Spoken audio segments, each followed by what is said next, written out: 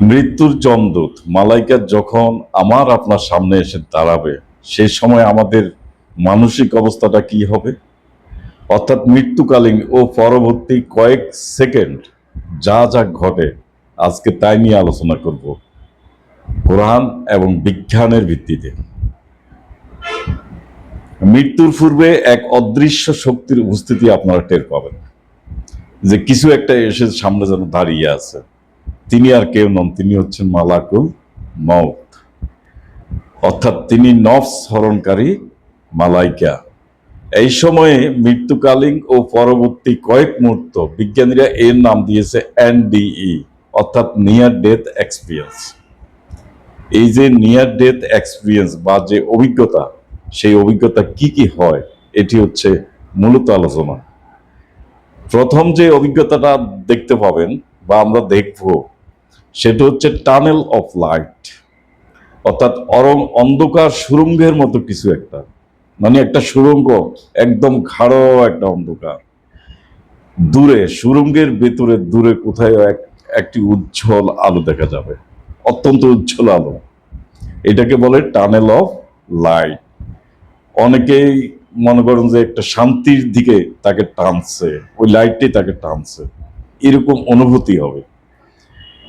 এর একটা বৈজ্ঞানিক ব্যাখ্যা রয়েছে, সেটা হচ্ছে যে মস্তিষ্কে অক্সিজেন কমে গেলে, এটাকে আমরা বলি যে বিজ্ঞানের ভাষায় হাইপোক্সিয়া, বিশেষ করে ভিজুয়াল কর্টেক্স অস্বাভাবিক কাজ করে। চোখের যে ভিজুয়াল কর্টেক্সটা, সেটা কিন্তু একটা অস্বাভাবিক কাজ শুরু করে দেবে। চোখের কেন্দ্রীয় অংশ আপনার সক্রিয় থাকে, একদম সেন্ট্রাল প্লেসটা সক্রিয় থাকে, আর সাইড পাশটা কি হয়ে যায়, ঘোর অন্ধকার হয়ে পড়ে, একদম মিশ কালো হয়ে যায় চারপাশ। শুধু মাঝখানেরটা, সেন্ট্রাল প্লেসটা সক্রিয় অবস্থায় থাকে, এবং এই যে মাঝখানে তখন একটা আলো দৃশ্যমান হয়, উজ্জ্বল আলো। এটাকে বলছে টানেল ইফেক্ট। তাইলে আমরা, এই হচ্ছে বিজ্ঞানের ব্যাখ্যা, যে মৃত্যু পথযাত্রী যারা, তারা এই অভিজ্ঞতা অর্জন করবে। এখন 50-22 আয়াতে সেখানে আল্লাহ বলে দিয়েছেন যে তুমি এই দিবস সম্বন্ধে উদাসীন ছিলে, এই সময় সম্পর্কে তোমরা উদাসীন ছিলে। এখন তোমার সম্মুখ হতে পর্দা উন্মোচন করেছি, সুতরাং আজ তোমার দৃষ্টি প্রখর। Tunnel effect. আজকে এই ধরনের অভিজ্ঞতা আপনার পাইলট যারা আছে, বিশেষ করে ফাইটার পাইলট যারা আছে, তারা কিন্তু এই অভিজ্ঞতা অর্জন করে। এটি হচ্ছে যে জি ফোর্স, গ্রাউন্ড ফোর্সটা একটু বেশি হলে তখন তারা এই অভিজ্ঞতাটা অর্জন করে থাকে। তাইলে আলো দেখা ঠিক মৃত্যুর পূর্ব মুহূর্তে, অর্থাৎ সেখানে মস্তিষ্কের যে ভিজুয়াল সিস্টেমটা রয়েছে, সেই ভিজুয়াল সিস্টেমটার মধ্যে কি আপনার পরিবর্তিত অবস্থা, এটি হচ্ছে টানেল অফ লাইট। এটি এই অভিজ্ঞতা অর্জন করবে। দ্বিতীয় অভিজ্ঞতা যেটা, এটা খুব ইন্টারেস্টিং, আপনার খুব স্বস্তিদায়ক, যে তীব্র শান্তি, স্বস্তি, ভয়, ব্যথা হঠাৎ চলে যাবে, কোনো ধরনের ভয় থাকবে না, তার মধ্যে তীব্র শান্তি বিরাজ করবে এবং একটা স্বস্তি আপনার বজায় থাকবে। এটি হচ্ছে অদ্ভুত এক শান্তি, যেটা হলো ডিপ পিচ বা ব্লিস। এর একটা বৈজ্ঞানিক ব্যাখ্যা হচ্ছে যে মৃত্যুর সময় মস্তিষ্ক, আমাদের এই মস্তিষ্ক এন্ডরফিন এটা হচ্ছে ন্যাচারাল পেইন কিলার, এগুলা হিউজ পরিমাণ আপনার রিলিজ করে। এই যে আমরা খুব বেশি ব্যথা হইলে আমরা মরফিন ইনজেকশন দিচ্ছি না, এরকম আর কি। যখন মৃত্যুর কাছাকাছি, ঠিক এই মুহূর্তে মস্তিষ্ক থেকে হিউজ পরিমাণ পেইন কিলার রিলিজ করবে, যার ফলে আপনার মৃত্যুর কোনো কষ্ট বা যন্ত্রণা এগুলো কিন্তু অনুভব করবে না, তার অনুভূতিতে বিষয়টা আসবে না। এবং এখানে আরেকটি বিষয় ঘটে, সেটা হচ্ছে যে সেরোটোনিন ও ডোপামাইন সিক্রেশনটা বেড়ে যাবে, অস্বাভাবিক হারে বাড়বে। এর ফলে সেরোটোনিনের কাজ হচ্ছে আপনার শান্তি, স্থিরতা এবং সন্তুষ্টি, এটা হচ্ছে সেরোটোনিনের কাজ। আর ডোপামাইনের কাজ হচ্ছে যে আনন্দ, উত্তেজনা অর্জনের অনুভূতি। তাহলে চিন্তা করেন, এই মৃত্যুর মুখোমুখি যিনি দাঁড়াবেন, তার যদি ডোপামাইন এবং সেরোটোনিনটা সিক্রেশনটা বেড়ে যায় এবং পেইন কিলারটা বেড়ে যায়, তাহলে তিনি যেমন কোনো ব্যথা অনুভব করবেন না, তিনি প্রশান্তি অনুভব করবেন, তিনি অত্যন্ত খুশি থাকবেন এবং তার মধ্যে স্থিরতা থাকবে, শান্তিময় একটি পরিবেশ কিন্তু বজায় থাকবে। এই এক ধরনের লোক আপনার যাদের মৃত্যুর এই অভিজ্ঞতাটা তারা অর্জন করবে, এটিও আসলে অত্যন্ত সুখদায়ক একটি মৃত্যু। এই মুহূর্তে যদি এরকম যার নসিবে আছে, সে যদি কখনো বলবে না, ফেরেশতা যদি তার মালাকুল মউত যদি বলে যে তোমাকে আমি ছেড়ে দিলাম, যাও চলে যাও, সে কিন্তু রাজি হবে না। সে বলবে যে না, আমি আমি এই স্বাদ আমি গ্রহণ করতে চাই। একদম স্বেচ্ছায় সেই স্বাদ গ্রহণ করার চেষ্টা করবে। এটা আমি সাইন্টিফিক্যালি ব্যাখ্যাটা দিলাম। যেমন ধরুন সহজভাবে আমি আর একটু বুঝিয়ে বলি বিষয়টা। যখন আপনি শান্ত ও তৃপ্ত অনুভব করেন, তার মানে সেখানে সেরোটোনিনটা সিক্রেশন হচ্ছে। আর যদি আমরা কিছু অর্জন করে খুশি হই, তাহলে সেটা হচ্ছে ডোপামাইনের কাজ। তাহলে এগুলো বেড়ে যাবে, সিক্রেশনটা বেড়ে যাবে। আর ব্যথা কমানোর জন্য সেখানে ন্যাচারাল পেইন কিলার, হ্যাঁ, সেটা আপনার রিলিজ করবে, যার ফলে কোনো ব্যথা অনুভব করবে না।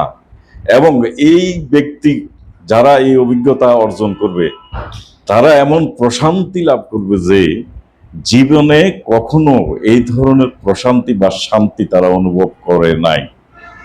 এই মৃত্যুটা অত্যন্ত ভালো মৃত্যু, স্বস্তিদায়ক মৃত্যু। এখন এটি হচ্ছে বিজ্ঞানের ব্যাখ্যা। এবার আসেন 89, 27, 28 আয়াতে আপনার বলা আছে কি যে হে প্রশান্ত আত্মা বা পিসফুল নফস, হ্যাঁ, তুমি তোমার প্রতিপালকের নিকট ফিরে এসো সন্তুষ্ট ও সন্তোষ ভাজন হয়ে। এই যে একটু আগে যে বৈজ্ঞানিক ব্যাখ্যা দিয়েছি, আল্লাহ তো কোরআনে একই কথাই বলেছে যে তোমরা সন্তুষ্ট হয়ে ফিরে আসো। এটি অনেক পিসফুলের আপনার সময়, কিন্তু শান্তিময় একটা পরিবেশে তার নফসটা বেরিয়ে যাবে বডি থেকে। তাইলে আমরা এই যে তার মানে মৃত্যুর সময় শান্তি ও তৃপ্তি, যে কোরআনের আয়াত থেকে আমরা যেটা পেলাম, এটি হচ্ছে ডিপ প্লেস। 16-32 নং আয়াতে বলা আছে যাদের যাদের পবিত্র থাকা অবস্থায় ফেরেশতাগণ প্রাণ হরণ করে, ফেরেশতাগণ বলে তোমাদের প্রতি শান্তি, মানে ডিপ পিচ, অর্থাৎ তারা পবিত্র, তারা ভালো। যারা মৃত্যুপথ যাত্রী কিছু সংখ্যক লোক, তাদের ক্ষেত্রে যে ঘটনা এটা ঘটবে, এটার মূল ঘটনা হচ্ছে বৈজ্ঞানিক ব্যাখ্যা হচ্ছে সেখানে ডোপামাইন এবং সেরোটোনিন সিক্রেশন হচ্ছে। এই হচ্ছে মূল ঘটনা। এই জন্য তারা শান্তিময় একটি পরিবেশ তারা সেখানে অনুভব করবে মৃত্যুকালীন সময়ে। আরেকটা জিনিস 3 নম্বর একটা বিষয় দাঁড়াবে, সেটা হচ্ছে যে শরীরের বাইরে থাকা আউট অফ বডি এক্সপিরিয়েন্স, অর্থাৎ অর্থাৎ নিজেকে শরীরের দেহ থেকে আপনার বাইরে থেকে দেখবে। অর্থাৎ তাকে সে তার দেহটা দেখবে, কোত্থেকে দেখবে, বাইরে থেকে দেখবে। এটাকে বলে আউট অফ বডি এক্সপিরিয়েন্স। অর্থাৎ নিজের দেহ দেখবে, ডাক্তারও দেখতে পাবে, বা আশপাশের দৃশ্য দেখারও অনেকে দাবি করে। তো মস্তিষ্কের টেম্পোরাল কেন হচ্ছে এটা, এখানে বৈজ্ঞানিক ব্যাখ্যা রয়েছে যে মস্তিষ্কের টেম্পোরাল ফ্যারাইটাল জংশন, যেটাকে টিপি যে বলা হয়, এই অংশের যখন সমস্যা তৈরি হয়, তখন মানুষ মনে করে যে সেই মস্তিষ্কের সে শরীরের বাইরে অবস্থান করছে। তাইলে দেহের বাইরে যাওয়া, যেটা কোরআনের ওয়ার্ড হচ্ছে তাওয়াপ্পা, অর্থাৎ আউট অফ বডি এক্সপিরিয়েন্স, এটি হচ্ছে তাওয়াপ্পা। 32-11 যে মৃত্যুর ফেরেশতারা তোমাদের বিচ্ছিন্ন করবেন, মানে নফসকে বিচ্ছিন্ন করবেন। 32-16 তারা নিজেদের পার্শ্বদেশ থেকে সরিয়ে রাখে বা দূরে থাকে, পার্শ্বদেশ থেকে সরিয়ে রাখে, নফস দূরে থাকে, আউট অফ বডি এক্সপিরিয়েন্স যেটা, এবং তারা তাদের রবকে ডাকে ভয় ও আশা নিয়ে। তাইলে এটা হচ্ছে একবারে ক্রিটিক্যাল একটা মোমেন্ট, অর্থাৎ এখনো নফস কিন্তু হরণ হয়নি এই অবস্থায়। তাইলে দেহ সজ্জায় পড়ে থাকে, দূরে অবস্থান করে, তাতা জাপ্পা, যেটা কোরআনের যে ওয়ার্ডটা ব্যবহার করেছে, অর্থাৎ নিজেকে সরিয়ে নেওয়া বা বিচ্ছিন্ন হওয়া, এরকম একটা এক্সপিরিয়েন্স, একটা অনুভূতি তারা অনুভব করবে। এখন আমার একটা প্র্যাকটিক্যাল এক্সপিরিয়েন্স বলি, যদিও বিষয়টা হচ্ছে আপনার স্বপ্নে গঠিত। সেটা হচ্ছে যে আমি স্বপ্নে দেখলাম, একদম রিয়েল বিষয়টা, যে আমার দেহটা একটা অচেতন দেহ পড়ে আছে, আমার দেহ নিয়ে লোকজন সেখানে কানাঘুষা করছে, কথাবার্তা বলছে, হ্যাঁ, দেহকে ঘিরে রাখছে। আমি কিন্তু দূর থেকে আমি শুধু দেখছি। এরকম একটা এক্সপিরিয়েন্স কিন্তু আমি আপনার স্বপ্নে আমি দেখেছি। আমার কাছে একটু আহ, কেন জানি একটু ভারী ভারী মনে হচ্ছিল পুরো বিষয়টা, এবং মনে হচ্ছে আমি একটা দীর্ঘ সময় থেকে দেখতেছি, এরকম কিছু মনে হয়েছে। তো আমি যখন জেগে গেলাম, সে একদম সকাল হওয়া পর্যন্ত আমার কিন্তু আর ভালো ঘুম হয় নাই, যে আমি এই কি দেখলাম। আমার অনুভূতিটি ছিল আমি দেহের বাইরে অবস্থান করতেছি। তো যাই হোক, এটা যদিও স্বপ্ন, এর কোনো বাস্তবতা নেই। 39-42 নং আয়াত, যে মৃত্যুর সময় নফস হরণ করেন, এবং এটা হচ্ছে কি কমপ্লিট শাটডাউন, একদম নফসের। যারা মরেনি, তাইলে যারা মরেনি ঘুমের মধ্যে আল্লাহ নফসকে ধরে রাখেন, তার মানে বডি থেকে কিন্তু নফসকে বিচ্ছিন্ন করেন না, এটাকে ধরে রাখেন, আটকে রাখেন, তার অ্যাক্টিভিটিস গুলো বন্ধ করেন। কখন? নির্দিষ্ট সময়ের জন্য। অর্থাৎ ধরেন আপনি যদি 6 ঘন্টা ঘুমান, 8 ঘন্টা ঘুমান, এই 8 ঘন্টা পর্যন্ত আপনার নফস কিন্তু ইনএক্টিভ অবস্থায় থাকবে, কমপ্লিট তার বডি থেকে বের হবো না, কিন্তু সে ইনএক্টিভ অবস্থায় সে থাকবে, তার কোনো অ্যাক্টিভিটিস থাকবে না। হ্যাঁ, এই এবং জাগ্রত অবস্থায় মানুষ যখন জেগে যায়, তখন কিন্তু নফসের কে যে ধরে রাখা, তার অ্যাক্টিভিটি যে বন্ধ করে দেওয়া, এটা কিন্তু অফেন করে দেন। অর্থাৎ মানুষ চেতনা ফিরে পায়, পূর্ণ চেতনা ফিরে পায়। এটা 39-42 নং আয়াতে খুব পরিষ্কার ভাবে আল্লাহ কথাটা বলেছেন। তাহলে যে ঘটনা ঘটে, সেটা হচ্ছে যে জাগ্রত অবস্থায় আমরা যখন জাগন থাকি, তখন পুরো অনলাইন আপনার নফস ও চেতনা সম্পূর্ণরূপে কর্মক্ষম। আমাদের চেতনা কাজ করে, অর্থাৎ নফস কিন্তু কর্মক্ষম। এখানে চেতনা এবং নফসের মধ্যে একটু পার্থক্য রয়েছে। আর যখন আমরা ঘুমিয়ে যাই, তখন কিন্তু আমাদের চেতনা কাজ করে না। এই জন্য একজন একজনকে বলে না যে এই লোকটা কি, তার চেতনা আছে কিনা, সে যে ঘুমাইলো, তার মানে কি এখানে চেতনা কিন্তু একটা বিষয়। জাগ্রত অবস্থায় চেতনা কাজ করে, ঘুমন্ত অবস্থায় চেতনা কাজ করে না। আমরা কেউ কিছু বলতে পারি না ঘুমন্ত অবস্থায়। অর্থাৎ এই সময় কিন্তু নফসের অ্যাক্টিভিটিটা কি হয়ে যায়, সাময়িক সময়ের জন্য স্টপ থাকে, বন্ধ থাকে। তাইলে এখানে যে ঘুমের সময় আমাদের কি হয়, লো পাওয়ার মুড, একদম লো পাওয়ার মুডে থাকি আমরা। অর্থাৎ ফাইয়ম ফাইয়ম সিকো, যেটা কোরআনের ওয়ার্ড, বিচ্ছিন্ন থাকা অবস্থা থাকে। তো দেহে নফস আছে কিন্তু চেতনা থাকে অনুপস্থিত, ঘুমন্ত অবস্থা। আর মৃত্যু কি? মৃত্যু হচ্ছে যে সিস্টেম একদম কমপ্লিট শাটডাউন, এটার অ্যাক্টিভেট হবে না। তার মানে তার নফসকে সে দেহ থেকে বেরিয়ে গেছে। এটি হচ্ছে কি আমরা এখন পূর্ণ মৃত্যু। তাইলে ঘুমের সময় যে ঘটনাটা ঘটে, একটু সংক্ষিপ্ত আলোচনা করে দিই। বিজ্ঞানের সাবজেক্ট, তবুও বিজ্ঞানের বিষয়টা অত কঠিন বিষয় না, একটু মনোযোগ সহকারে শুনবেন। যে প্রি ফ্রন্টাল কর্টেক্স, এইসব ঘুমের সময় এখানে তার অ্যাক্টিভিটি গুলা কমে যায়, লো হয়ে যায়। প্রি ফ্রন্টাল কর্টেক্স হচ্ছে যে ডিসিশন মেকিং। আমরা কি ঘুমে কোনো ডিসিশন মেক করতে পারি না। তারপর লজিক্যাল থিঙ্কিং, আমাদের যে চিন্তা ভাবনাটা, যৌক্তিক চিন্তা ভাবনাটা আমরা করতে পারি না। প্ল্যানিং, আমরা কোনো পরিকল্পনা করতে পারি না। সেলফ অ্যাওয়ারনেস, আমাদের মধ্যে সে সচেতনতা থাকে না মৃত্যু অবস্থায়। তার মানে কি? তার মানে এখানে যে কেন্দ্র, সেন্ট্রাল প্লেসে এখানে নফস কিন্তু কাজ করে না, নফসকে আটকানো হয়েছে, নফসের কোনো অ্যাক্টিভিটিজ এখানে নেই। আর তাহলে নফস কি? নফস হচ্ছে যে এই সমস্ত কাজগুলা করার, পরিচালনা করে নফস। অর্থাৎ নফস হচ্ছে একজন ইউজার, আর কিছু না। প্রি ফ্রন্টাল কর্টেক্সে যে ঘটনাগুলো ঘটে, তাহলে ঘুমের সময় এই অংশের আপনার ইলেকট্রিক্যাল অ্যাক্টিভিটি এবং ব্লাড ফ্লো গুলো অনেক কমে যায়। তাই আমরা বাস্তবভাবে সচেতন ভাবে অনুভব করতে আমরা পারি না। অর্থাৎ সেন্সরি ইনপুট মস্তিষ্ক থেকে এটা একবারে ব্লক হয়ে যায়, এবং নিউরো ট্রান্সমিটার গুলো সব পরিবর্তন হয়ে যায়। আর এখানে আরেকটি আপনার কেমিক্যাল সিক্রেশন হয়, সেটা হচ্ছে গাবা। হ্যাঁ, ইনহিবিটরি নিউরো ট্রান্সমিটার, এই লেভেলটা অনেক বেড়ে যায়, অর্থাৎ ব্লক হয়ে যায়, তখন নিউরনের অ্যাক্টিভিটিটা অনেক স্লো করে দেয় এই কেমিক্যাল সিক্রেশনের কারণে।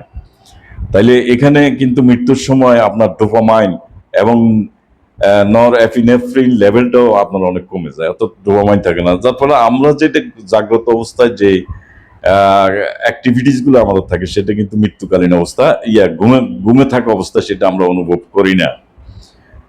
তাইলে আমাদের যে বিষয়টা, যে নার্ভস হচ্ছে ইউজার, হ্যাঁ, এই নফসকেই আপনার সেই মালাকাল মাউত কিন্তু তাকে হরণ করে নিয়ে যাবে। আর নফস যখন হরণ করে নেওয়া হয় চূড়ান্ত ভাবে, তখন কিন্তু আমাদের কি চেতনা জিরো হয়ে যাবে, একদম শাটডাউন হয়ে যাবে, বডির অ্যাক্টিভিটিস গুলো শাটডাউন হয়ে যাবে। আর ঘুমন্ত অবস্থায় নফসের অ্যাক্টিভিটিস গুলো বন্ধ থাকে, কিন্তু বডি থেকে বিচ্ছিন্ন করা হয় না। এই আয়াতে কিন্তু এই কথাই আল্লাহ বলেছেন। আরেকটি বিষয় 4 নম্বরে যে ঘটনা ঘটবে সে সময়, সেটা হচ্ছে আপনার সময়ের ধারণা আপনার বদলে যাবে। অর্থাৎ সময় খুব মনে হবে খুব দ্রুত যাচ্ছে সময়টা, আবার মনে হবে খুব ধীরে ধীরে আপনার সময়টা যাচ্ছে। দ্রুত যাবে কার মনে হবে জানেন? যারা ওই যে যাদের সেরোটোনিন ডোপামাইন হ্যাঁ গুলো সিক্রেশন বেশি হবে, তারা তো একটা শান্তিময় পরিবেশ তারা অনুভব করবে। তার কাছে দ্রুত আপনার সময়টা অনেক লেংদি দ্রুত মনে হবে যে আরেকটু সময় থাকা যায় কিনা এরকম একটা পরিবেশে। চমৎকার একটা পরিবেশ না, শান্তিময় একটা পরিবেশে। এখন 23-এর 112 থেকে 114 আয়াত, যেটা সূরা আল মুমিনুন এর, যে তোমরা পৃথিবীতে, এখানে সময়ের যে অনুভূতির বিষয়টা, তোমরা পৃথিবীতে কতকাল অবস্থান করেছো? তারা বলবে একদিন বা দিনের কিছু অংশ মাত্র। এটি হচ্ছে যে একটা গ্রুপে এই জবাবটা এইভাবে দিবে। হ্যাঁ, অর্থাৎ দীর্ঘ একটা জীবন তার কাছেও খুব অল্প সময় মনে হবে। আবার সূরা ইউনূসে আমরা 10-এর 45, প্রথম যেটা বললাম এটা হচ্ছে সময়ের অনুভূতি, একটা দীর্ঘ সময়টাকে একটা শর্ট সময় মনে হবে। হ্যাঁ, আর সূরা আর নাজিয়াতের আপনার 79-46 নং আয়াতে, সেখানে তারা মনে করবে যেন তারা এক সন্ধ্যা বা এক সকাল অবস্থান করেছিল। তাইলে একটা দীর্ঘ সময়টাকে অতি সংক্ষিপ্ত মনে করবে, অর্থাৎ সময়ের অনুভূতিটা আপনার খুব দ্রুত হয়ে যাবে অথবা একটা ধীর হয়ে যাবে। তারপরে আরো যে 3-4টা বিষয় আলোচনা করব, এগুলা এর ব্যাপারে আমার কাছে কোনো স্ট্রং এভিডেন্স নেই। কোরআনের দিক থেকে বলেন অথবা বিজ্ঞানের দিক থেকে কোনো এভিডেন্স নেই যে মৃত্যুর আগে আত্মীয় বা পরিচিতদের দেখা, তারপরে যারা মারা গেছে তারা তাকে স্বাগত জানানো, এই বিষয়গুলোর কিন্তু স্ট্রং কোনো এভিডেন্স নেই। এবং জীবনের রিভিউ, এই ঘটনা 6 নম্বরে, যে জীবনের ঘটনা, অতীতের সমস্ত ঘটনাগুলি খুব দ্রুত রিভিউ হবে। হ্যাঁ, এটা হতে পারে মৃত্যুকালীন সময়ে। তখন ভালো মন্দ কাজগুলো একসাথে অনুভব করবে, সবকিছু, যে ভালো কি করলাম আমি, মন্দ কি করলাম, এই অনুভূতিটা আসতে পারে। এটা গ্রহণযোগ্য এই বক্তব্য। তারপরে আরেকটি আছে আপনার এক সীমারেখা বা দরজা দেখা, অর্থাৎ কোন একটা দরজা বা কোন একটা সেতু বা সীমারেখা আপনি সেখানে দেখতে পাবেন যে একটা সীমারেখা রয়েছে, একটা সেতু রয়েছে অথবা একটা দরজা রয়েছে, যদি এর কোনো স্ট্রং এভিডেন্স আপনার বিজ্ঞানে নেই। হ্যাঁ, যে তারা মনে করবে যে এটা যদি আমরা এই দরজা পার হয়ে যাই, সেতু পার হয়ে যায়, তাহলে আর ফেরত আসতে পারবো না। এরকম একটা অনুভূতি মৃত্যুকালীন সময় হতে পারে, অসম্ভবের কিছু না। তারপরে শব্দ বা কণ্ঠ শোনা, যেমন কেউ ডাকছে, কথা বলছে, এমন অনুভূতিও হতে পারে। যে কখনো এমনও বলতে পারে যে ফিরে যাও, এই ধরনের নির্দেশ আসতে পারে। তাইলে এই হচ্ছে আপনার মৃত্যুকালীন বা মৃত্যুর কয়েক মুহূর্তের মৃত্যুর পরবর্তী ঘটনা। হ্যাঁ, যখন নফসটা সেপারেশন, বডি থেকে সেপারেট হওয়ার মুহূর্ত, এই সময়ে যারা মৃত্যুকালীন যাত্রী যারা রয়েছে, তাদের এই অনুভূতিগুলা তারা অর্জন করবে। প্রথম 2-3-4টি তো অর্জন করবে, এটা কনফার্ম, এটা বিজ্ঞানও এটা প্রমাণিত বিজ্ঞান দ্বারা। এখন যারা হতবাঘা, যারা অপরাধী, যারা পাপী, তারা কি এমনিতে পার হয়ে যাবে? না, কোরআনে এই ব্যাপারে বলছে যে 693 নং আয়াতে, যদি তুমি দেখতে পেতে যখন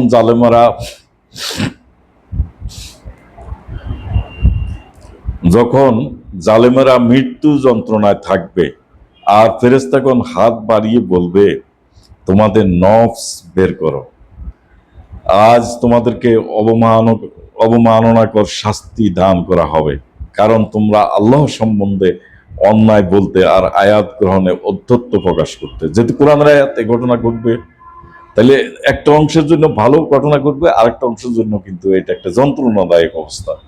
খুব পেইনফুল একটা মৃত্যু তার জন্য হবে। অনুরূপ আয়াত আছে আপনার 8-59 আয়াত, সেম কথাটা বলা আছে। এখন তাহলে নফসটা মালাকাল মাউত, এখন নফসটা বের করলো, নফসটা কোথায় যাবে? মালাকাল মাউতের হাতেই তো নফসটা আসলো, তা সে এটাকে কি করলো? সংগ্রহ করলো, বডি থেকে বিচ্ছিন্ন করলো। এই নফস নিয়ে মালাকাল মাউত কই যাবে? কোথায় যাবে এই নফস নিয়ে? বিজ্ঞান কি সমাধান দিতে পারবে? বিজ্ঞান সমাধান এখনো দিতে পারবো না, কিন্তু একটা কিছু কথাবার্তা রয়েছে বিজ্ঞানের বিষয়ের সাথে। আমার কাছে, আমি কেন জানি আমার কাছে মনে হচ্ছে এটি অনেক গ্রহণযোগ্য একটা বক্তব্য রয়েছে, যে আমাদের এই ইউনিভার্সে আসলে আরেকটি বিষয় বলে রাখি, সেটা হচ্ছে মালাকাল মউত। এটা কি? এটা একটা হচ্ছে ফোর্স বা বল। এই বল তো আমরা শক্তি আমরা কনভার্ট করতে পারি, কিন্তু বল যেটা ন্যাচারাল ফোর্স, এটা তো আল্লাহর সৃষ্টি, এটাকে তো আমরা কোনো পরিবর্তন করতে পারি না, ন্যাচারালি এক্সিস্ট করে। এই জন্য এই বলকে বলে ফান্ডামেন্টাল ফোর্স। এরকম আমরা 4টা বলের সন্ধান আমরা পেয়েছি। তো তার মধ্যে একটা বল রয়েছে যেটা হচ্ছে গ্র্যাভিটেশনাল ফোর্স বলে, যেটা গ্র্যাভিটি। দুর্ভাগ্যজনক যে আমরা এখনো কোয়ান্টাম লেভেলে, আমরা কিন্তু গ্র্যাভিটিকে খুব সূক্ষ্ম লেভেলে আমরা গ্র্যাভিটিকে এখনো কিন্তু আমরা খুঁজে পাচ্ছি না। এই গ্র্যাভিটি থেকে এক ধরনের বলবাহী কণা আপনার ইয়ে হয়, বলবাহী কণা পাওয়া যায় যেটা গ্র্যাভিটি থেকে। এই বলবাহী কণা সে কি করে? সৃষ্টি উৎপন্ন হওয়ার সাথে সাথে, তৈরি হওয়ার সাথে সাথে বলবাহী কণা আপনার এক ইউনিভার্স থেকে আরেক ইউনিভার্সে কি করে? সে ট্রাভেল করে, সেখানে ওরা খুব অল্প সময়ের মধ্যে সে ট্রাভেল করে। তাইলে এমনও কি হতে পারে না, এটি আমার ব্যক্তিগত এখন, যে একটা নফস, এই নফস ইন্টারেক্ট করলো কার সাথে? গ্র্যাভিটির সাথে, গ্র্যাভিটন কণার সাথে ইন্টারেক্ট করলো। আর গ্র্যাভিটন কণা যেহেতু এক ইউনিভার্স থেকে আরেক ইউনিভার্সে ট্রাভেল করে, হ্যাঁ, তো সেই তো পারে যে এরকম নফসকে, হ্যাঁ, নফস হয়তো একটা শক্তির মতোই, তো নফসকে সেই টেনে নিয়ে গ্র্যাভিটন কণা নিয়ে এক ইউনিভার্স থেকে আরেক ইউনিভার্সে সে নিয়ে চলে যায়। তো এই প্রবেশ করে আরেক মহাবিশ্বে, হতে পারে এরকম। কারণ স্টিফেন হকিং একটা কথা বলেছেন, যে gravity may be the worldly force that feels the influence of other dimensions. আরেকটা ইউনিভার্স মানে আরেকটা ডাইমেনশন, একটা নতুন ডাইমেনশন। এর আগে একটা ভিডিওতে আমি বলেছি, আমাদের এই ইউনিভার্স যদি 3 ডাইমেনশন, 4 ডাইমেনশনের জগতে আমরা চলে যাব, আমি সেই ভিডিওতে বলেছি কোরআনের আয়াত দিয়ে। তাহলে স্টিফেন হকিং এর বক্তব্য অনুযায়ী যে গ্র্যাভিটন কণা যখন উৎপন্ন হয়, তখন সাথে সাথে সে ট্রাভেল করে ইউনিভার্সে থাকে না, আরেকটা ইউনিভার্সে চলে যায়। এই জন্য আমরা গ্র্যাভিটন কণা আমরা সাইন্টিফিক্যালি এটাকে আমরা দেখতে পাই না, এটা জাস্ট একটা অনুমান ভিত্তিক। তাইলে এই গ্র্যাভিটি হলো একমাত্র শক্তি যা অন্য মাত্রার সঙ্গে কি করে? যোগাযোগ করতে পারে, কিন্তু কিন্তু আমরা সরাসরি দেখতে পাই না। তাইলে এই গ্র্যাভিটন কণাই কি, আপনার যে গ্র্যাভিটন, সেটাই কি মালাকাল মউত হতে পারে না? সেটা তো একটা ফোর্স, একটা বল, যেটা আল্লাহর সৃষ্টি একদম সরাসরি, এটা ন্যাচারালি এক্সিস্ট করে। তো সে যদি নফস, যদি কোন একটা শক্তি, ফোর্স, এটাকে সে ক্যারি করে আরেক ইউনিভার্সিটি, অর্থাৎ যেখানে পাঠানোর দরকার, হ্যাঁ, সেখানে সে পাঠিয়ে দিতে পারে, এটা সম্ভব, এটা কিন্তু অসম্ভবের কিছু না। তো যাই হোক, আলোচনার মূল বিষয় ছিল যে মৃত্যুকালীন সময়ে, অর্থাৎ বা মৃত্যুর পরবর্তী কয়েক মুহূর্ত মানুষ কি কি অনুভব করে, এই আলোচনাটা আমি করেছি। এইসব কিছু কিন্তু আমাদের সকলের আসলে জানা দরকার, এবং যদি কিছুটা সাইন্টিফিক হয়, আর আমি দেখেছি যে এটা সাইন্টিফিক এবং কোরআনের সাথে কিন্তু রিলেটেড আমি করেছি, এবং কোরআনের যে বক্তব্য আর সায়েন্সের যে বক্তব্য, প্রায় অনুরূপ বক্তব্য কিন্তু এসেছে। সুতরাং আমরা দুটো অভিজ্ঞতা সর্বশেষ বলতে চাচ্ছি, যে মৃত্যুকালীন সময়ে আমরা দুটি অভিজ্ঞতা আমরা অর্জন করবো। একটা হইল প্রশান্তি আর প্রশান্তি, শান্তি আর শান্তি। রবীন্দ্রনাথ কিন্তু ওই একটা কথা বলেছে, মরিতে চাই না আমি এই সুন্দর ভুবনে। যাই হোক, যে হয়তো রবীন্দ্রনাথ কি বুঝতে পেরেছেন জানি না, কষ্ট রষ্ট এরকম কিছু বুঝতে পেরেছেন কিনা, বা সুন্দর পৃথিবীর প্রতি তার যে ভালোবাসা, যে টান, সেটার প্রতি আকৃষ্ট হয়ে কবিতার অংশ বলতে পারে। আর যদি এই সুন্দর পৃথিবী আমরা ছেড়ে যেতে, স্বেচ্ছায় আমরা ছেড়ে চলে যাব, যদি আমার মৃত্যুকালীন সময় শান্তি আর শান্তি হয়। তো সবাই ভালো থাকবেন। ধন্যবাদ।